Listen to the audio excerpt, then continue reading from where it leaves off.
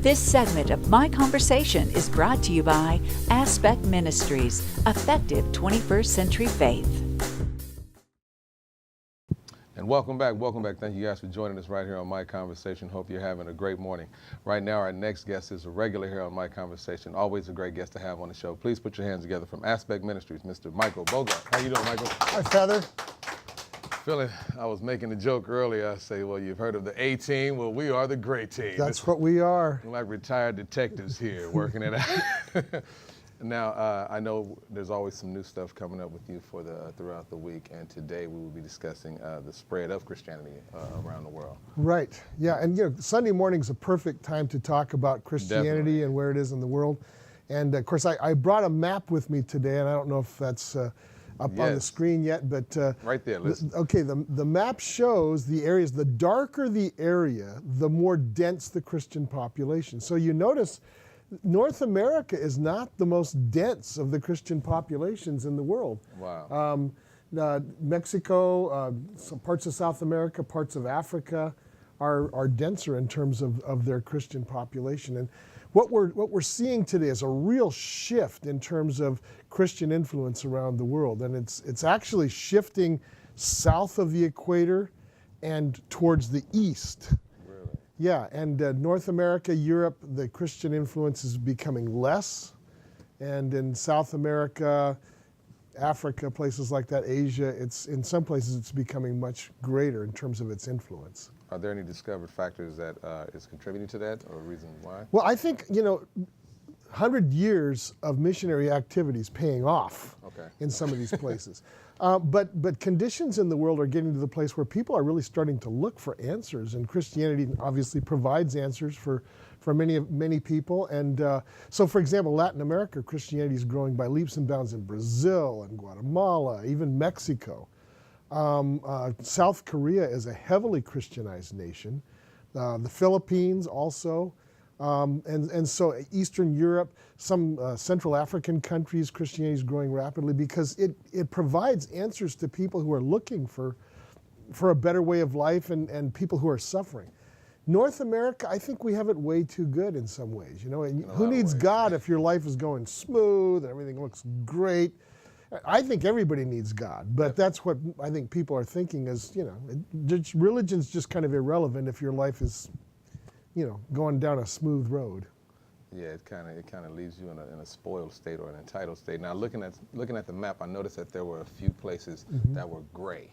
Is that just? I know there was no blue on the gray areas. Well, those would be areas where the Christian presence is too small to measure, or there are no figures coming out of those countries. Most of those are, like, say, Muslim-dominated countries. We wouldn't have any figures for the Christian population there. It exists, but we just don't have the figures for what that might be.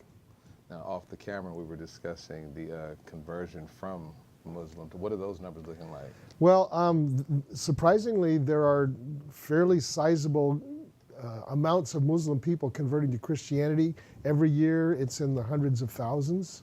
Wow. But of course, it varies from country to country. I mean, the Muslim world is pretty diverse. Everything from Egypt to Iran to Indonesia. I mean, they're all Muslim in a sense, but very different culturally, and so it would depend upon the country where their conversions are happening.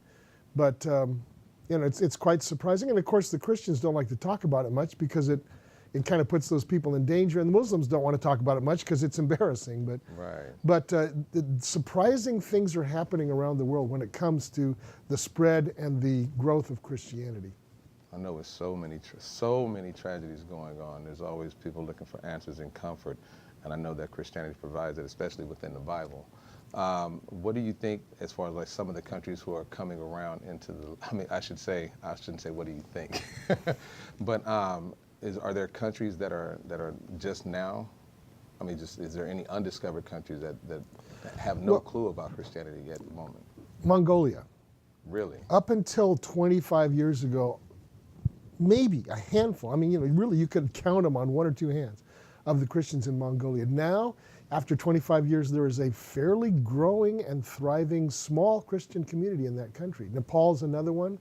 So, the interior Asian countries are the last to be exposed to what we call the good news, And yet now we're seeing that those groups are beginning to respond, and churches are beginning to be established in those places, which is kind of a first. That's incredible. Yeah.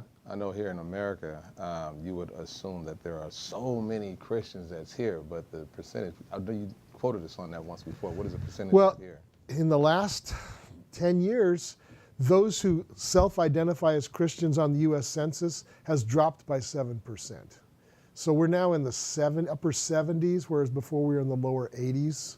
In terms of people who would, if you're describing yourself as something, you would have said Christian. That's dropped by about 7% in the last 10 years. That is. Yeah, I know. What would be the contributing factor as far as what do you think is why has it dropped so much? Well, the people who've grown up as Christians, they were raised as Christians, that generation is dying off. And the younger people, the millennials, a lot of them were never raised with any kind of religious background. A lot of them become very cynical because of their internet connection, where you read all this negative stuff about Christianity. Yeah. I think that's taking its toll. And that's something I think the church in North America really needs to address as a priority, and so far most of us are not. And that's what Aspect Ministries does, is it helps churches to remember, hey, we got to reach this next generation or there won't be a church in North America. Exactly. Exactly. I tell you what, we have another segment coming up with Michael Bogart. We're going to get off into what Aspect Ministries are and get a little background on Michael Bogart coming up right after this. This segment of My Conversation is brought to you by Aspect Ministries, Effective 21st Century Faith.